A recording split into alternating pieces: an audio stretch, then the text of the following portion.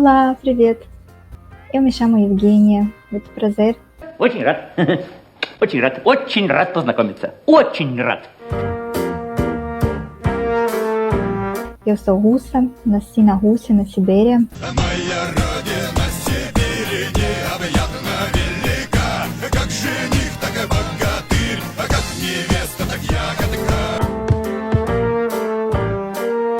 E agora eu moro aqui no Brasil, na cidade de Manaus.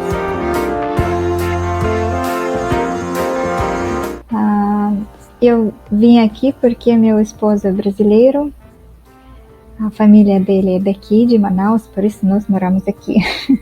Nós moramos aqui porque eu gostei do Brasil. Quando eu viajei a primeira vez para cá, eu adorei muito das pessoas, as pessoas e também natureza, tudo, na verdade. Para mim tudo era incrível e talvez por isso que nós decidimos morar aqui.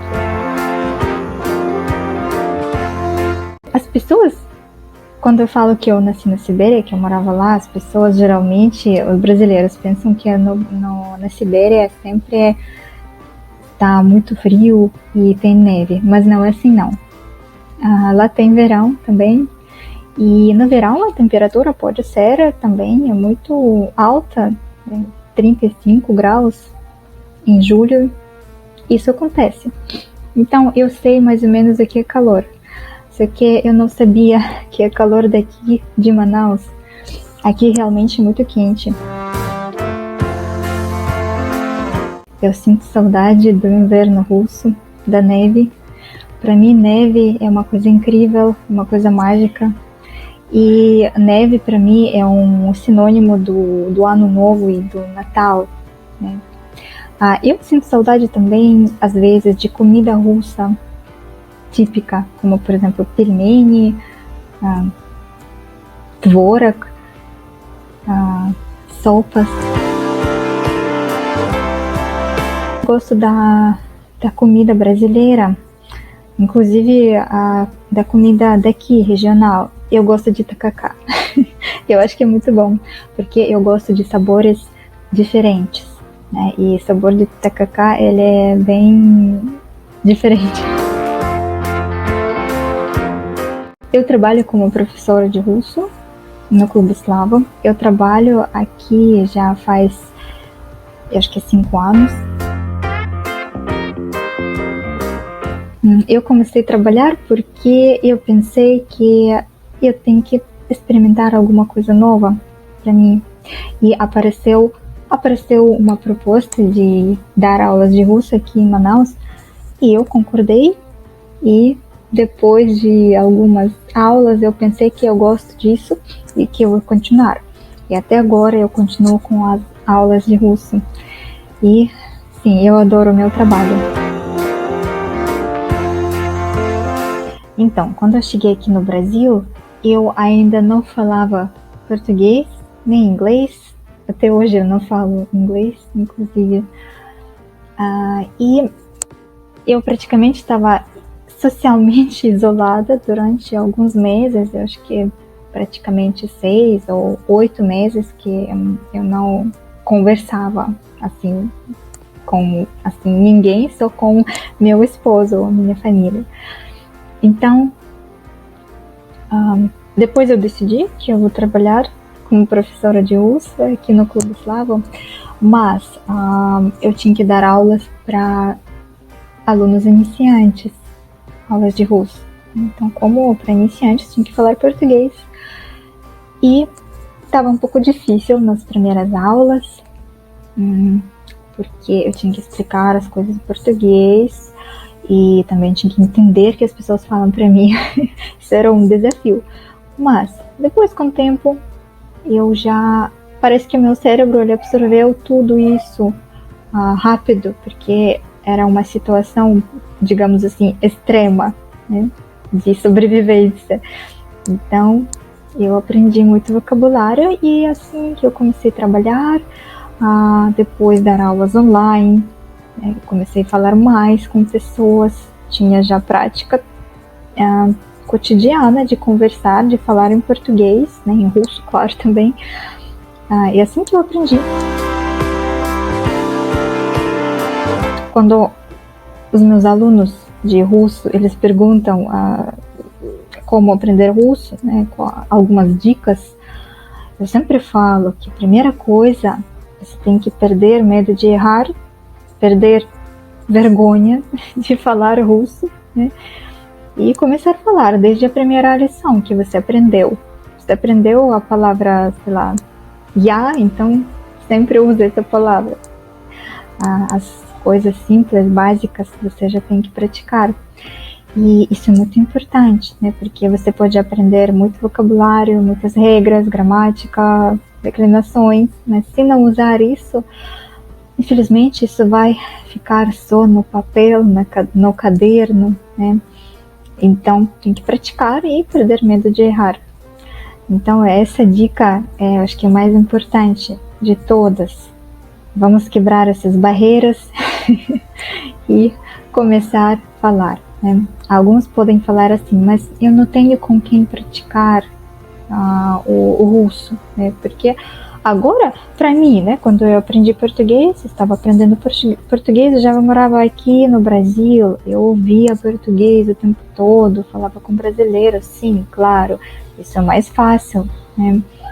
Para meus alunos de russo que moram aqui no Brasil, é mais difícil, porque eles têm menos, eles ouçam menos russo, né? Só nas aulas, ou pode ser no YouTube, em alguns filmes, séries, mas também para praticar, vocês podem achar algumas outras pessoas que praticam russo, né? Agora na internet tem muitos aplicativos, nas redes sociais também tem muitos grupos, né, onde pessoas se encontram e praticam o idioma, ou tem os russos que querem, por exemplo, aprender português, e tem brasileiros que aprendem russo, então assim eles podem praticar um com o outro. As maiores dificuldades para aprender idioma russo do ponto de vista dos alunos, claro, são declinações.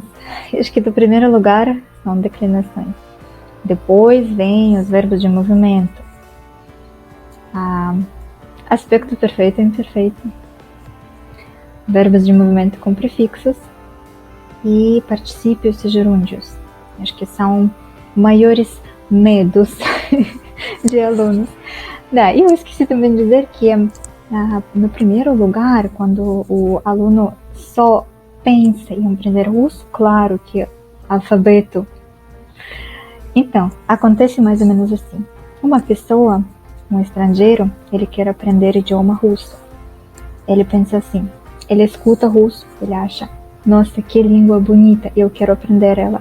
Quando ele vê o alfabeto, ele já vê todos esses caracteres diferentes, que parecem com, sei lá, hieróglifos alienígenas. E ele aprende o alfabeto e ele pensa, nossa, agora eu consigo ler em russo e eu sei muita coisa. Depois disso, quando ele aprendeu o alfabeto, todas as regras de fonética, consegue ler, pronunciar, aparecem as declinações.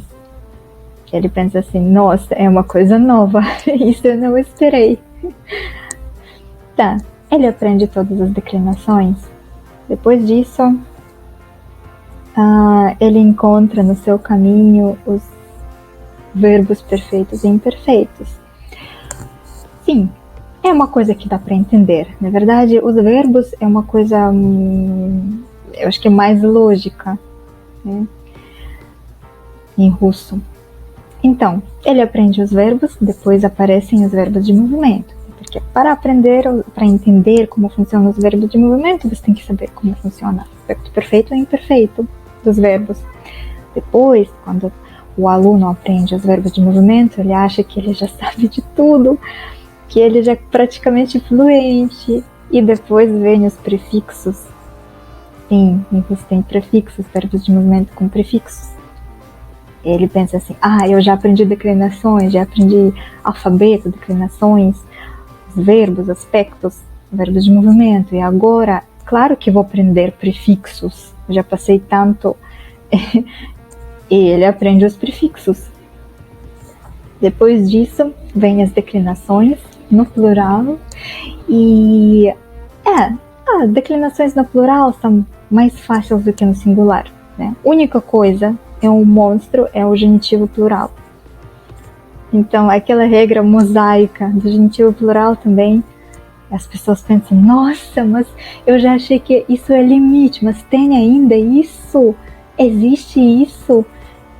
Sim, eu falo assim, olha, essa é a última coisa difícil das declinações. Isso já é o último nível, o último grau, e você vai virar o mestre de declinações se você aprender o genitivo plural dos substantivos. Tá bom? A aluno aprende e tudo ótimo. Depois, nós encontramos no caminho os particípios. Particípio é uma parte do idioma, as palavras que também que tem características do verbo e do adjetivo no mesmo tempo. Ou seja, eles têm aspectos... eles têm os tempos verbais, né? Também perfeito e imperfeito, as formas perfeitas e imperfeitas, e também eles se declinam como adjetivos. Então, mas eu acho que particípios é última coisa, né, no nível básico, né, que é difícil, assim. E depois já vem as coisas, assuntos que o aluno já sabe, né? Por isso então essas coisas sinceras de idioma russo, né, que todo mundo sabe já, isso não é um segredo, né, que o idioma russo ele é bem complexo, tem muitas coisas diferentes do português e das outras línguas, né, se comparar com o inglês, por exemplo, o espanhol, né? Então, é assim, idioma russo é assim, ele é muito interessante, Quando você começar a aprender russo desde o alfabeto, você já sente isso, né? E, como eu já digo, sempre falo para os meus alunos, né, que aquele aluno que aprendeu as declinações, né, e não parou, não desistiu, significa que ele é muito corajoso, muito forte mentalmente, né? Por isso que eu sempre tento motivar os meus alunos para continuar o meu curso, né? Porque só para olhar para trás e ver quantas coisas você já aprendeu, sobreviveu, então você já é uma pessoa máxima. É isso. Muito obrigada.